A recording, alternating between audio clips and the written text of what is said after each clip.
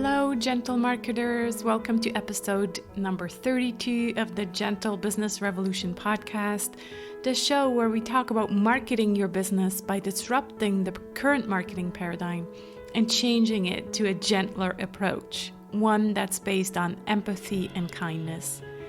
As always, I'm Sarah Croce. I'm the host on this show, and you know that you're in the right place if you are a heart-centered entrepreneur or change maker who is looking for a better way to market your business. Or you are an entrepreneur who is simply tired of the traditional marketing model and are ready for a paradigm shift. You might also be a marketing impact pioneer working for an organization who does business for good. Today's episode falls under the P of partnerships of the Gentle Marketing Mandala. If you don't know what I'm talking about, you can download your one-page marketing plan that comes with 7 days of email prompts to fill out your 7 Ps of marketing at sarahsanacroce.com/one-page/1 page altogether. I think one thing that I did well in my business is that I hired help relatively early on. Even before having a budget for a virtual assistant, I outsourced jobs I didn't know how to do to others who specialized in them. For example, logos. My first logo for my company that back in the days was called Simplicity. Actually, it's still registered at the Chamber of Commerce as Simplicity. So it was a stack of stones, and I had that outsourced to a design agency in India, and I was really happy with their work. So yeah, the logo is an example, any kind of design work, because I'm really not good at that. Luckily now I have my son who sometimes helps out. He, for example, designed the mandala. So Simon is really good at drawing and design. And anything that really has to do with my website, I've always got help for that. So that was the first step, realizing that my time is better invested elsewhere rather than wasting 10 hours trying to design a logo with less than average results.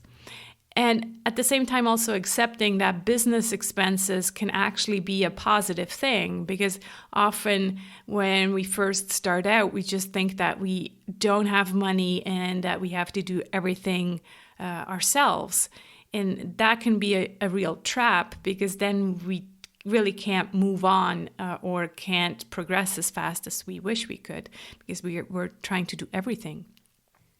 So if that's the stage your business is at right now, I highly recommend reading Tim Ferriss's 4-Hour Work Week, for example. It's an oldie, but it's a goodie. And he really also highlights this idea of outsourcing things that you're not good at. And then, of course, there will be mishaps, communication issues, and even epic fails. I remember working with one service provider I hired for web design, and he ended up plagiarizing half of my website copy for his own site. So that was a good laugh. Luckily, I didn't take it too seriously, because he was in an offshore country where I didn't feel like like he was stealing my clients or anything like that. But it was a good lesson learned. I'm like, oh, okay, I have to kind of, be careful with these things and maybe pay attention. So I continue to delegate small projects to external service providers on a per-need basis. But I also have a small team of regulars by now. Everyone is part-time, and all of them have other clients. So they run their own business. They're entrepreneurs. And so it really is a win-win for everyone, because they get the flexibility and I get the financial flexibility. Over time, I also did learn what to look out for when hiring a team member. And here are some questions that are important to ask. So in a job description that I used just recently to hire Andrea, my business manager, I asked her, for example, what interests you about this role? When are you your best at work? What types of tasks or projects energize you most?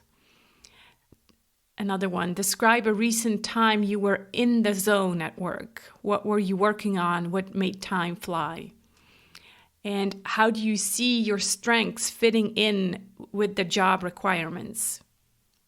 What ideas or improvements would you be able to help implement? What other roles are you juggling, if any? For example, what's your availability? How do you envision managing your time and getting work done?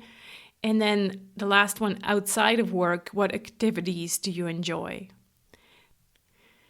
These questions were inspired by other job descriptions that I've seen, and also Jenny, my coach and mentor, gave me some ideas on how to ask these questions ahead of time. I would also recommend that you don't ask those kind of questions in a job interview, because they need some reflection, right?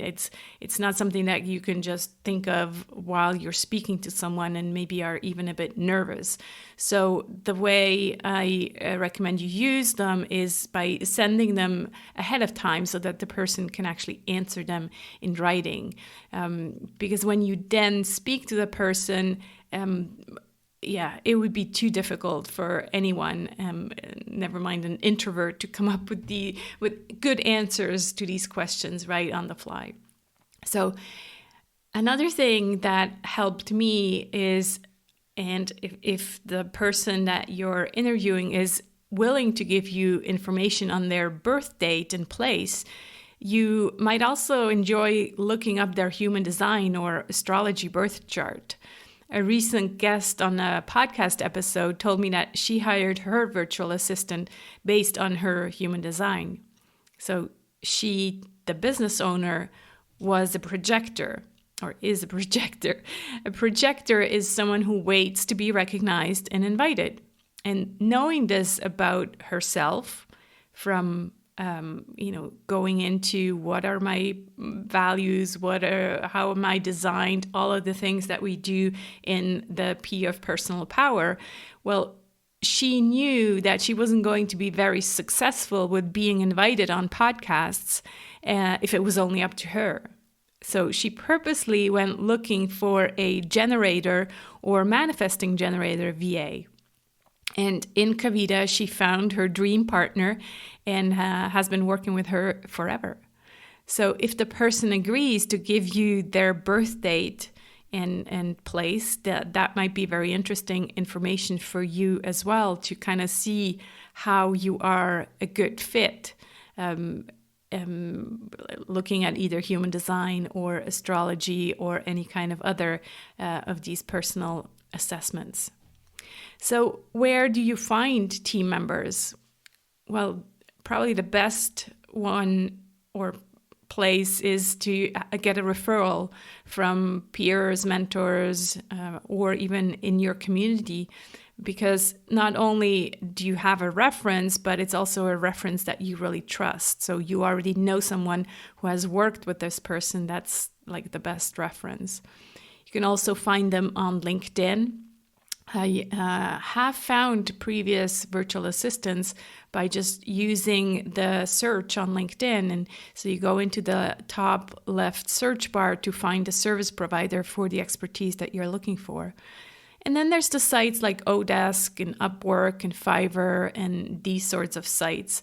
So in there, just really make sure that you check people's recommendations, because they do matter. And I use Fiverr, or have used it more actually in the past. Right now, I don't have that many small projects that I can think of, but Fiverr is definitely a good resource for these small, odd jobs, like adding music to a video or editing a video, or even, I guess, podcast editing you can find on Fiverr. So have a look at Fiverr and see if you find someone that you can outsource or delegate this thing that you just would waste too much time on. A few things to remember about the partnership with your team members. I think it's really essential that you inform them about your why and your core values. If they are representing your business, they really need to adhere to your beliefs and guiding principles. So it's so that they really feel like they're part of your team and that you feel comfortable having them as, the representation of your business, if they're speaking to your clients, for example, or even prospects. Good communication is really key. It's up to you as the business owner to communicate your expectations clearly. I think the big epic fails that I mentioned were almost always because I didn't communicate clearly. So the team member can't read your mind. So it's really up to you to explain exactly what your expectations are. So yeah, communication is key. I use video a lot or just audio because it's much easier and faster. Also recommend, at least at the beginning, to have regular calls with them. So it's really an investment from your part to say, yes, I'm investing in this person, and right now that may take me longer, but this is a long-term relationship, and eventually they don't need to come back to me and ask me for everything anymore. But that's up to you. How you train your team members, and communication, again, is key. Keep them in the loop about your business. Make them feel like they are part of your team. So share important business decisions with them. Like this month, I had to send out an email to my team members and telling them, look, yes, obviously, my business is also affected by COVID-19. And at the beginning, I said, look, I really hope I can keep our agreements the way they are. And then I actually had to go down, with the hours and really just ask them for understanding and saying, hey, this is temporary and we're all in the same boat, and I definitely want you to, also be successful. So the minute my business goes up again and my clients start coming in again, obviously we'll readjust. So share important business decisions with them. Really make them feel like they are in the same boat with you. And finally, care about their personal well-being. Whatever energy boundaries you have in place for yourself also apply to your team members. So if you don't work on weekends, don't expect them to work on weekends. If you don't, work after hours, the same goes for them. So it's really about making sure that you walk your talk and don't outsource something and then expect them to work their butt off while you have your energy boundaries in place.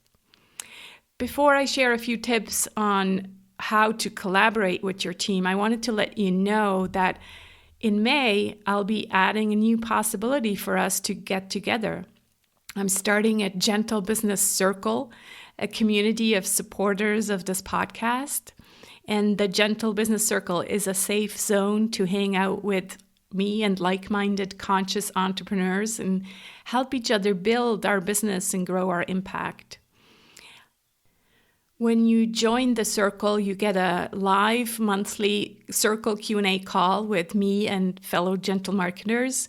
And of course, you can submit questions in advance if you can't make the live call, and a recording will be sent out together with a newsletter. And as well, when you sign up, I give you access to my new mini course that's called Authentic and Fair Pricing, as well as some other secret bonus episodes every now and then that I'll be sharing only with the Gentle Business Circle. These calls take place once per month, every second Wednesday of the month, and there are different levels of support starting at $7 per month. And you can find out more at sarahsanacroce.com/circle. I would absolutely love to hang out with you on these second Wednesdays of the month, get to know each other, support each other, be in this community with each other. So back to the collaboration with your team. How do you then collaborate with your team? I think it starts with really finding out, first of all, what you want to delegate and what you can delegate. And that always starts with a list of weekly, monthly, yearly, repetitive tasks that you can delegate to someone. And then from there, you need to decide on your budget. How much time is this going to free up for you? How can you better use this time? And then, really also start to calculate, well, what's your budget? How much can you put in to invest, really? Because it's an investment. How much can you invest in help that then helps you grow your business further and faster? Once you found your new team member, I highly recommend having an operations manual, ideally in a Google Doc. So I learned that the second round. I started out many years ago with having operations procedures in a Word document, and then in the end we never updated them, and they all just sat on my computer and collected dust. So now for this, I just redid this whole thing together with Jenny, my coach, who helped me doing that. And now I have them on a Google Doc. And so the team members have access, and I actually ask them to update any processes that we add or that are changing. So it's a shared responsibility. So that's what I really recommend, that you have a Google Doc that you can both access it and it's always up to date. So what you do, or what you use this operations manual for, is to create processes for each task so that you don't always have to answer the same questions.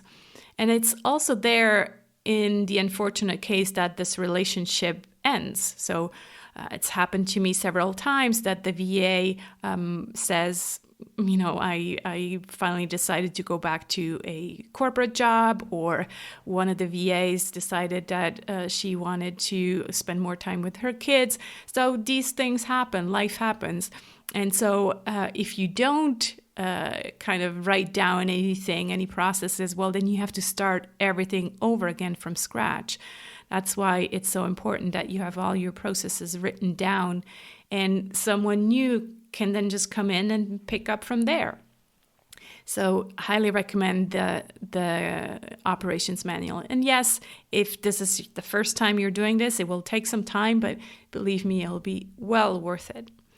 Then for the collaboration, I use Trello, but I know a lot of people who are using Asana.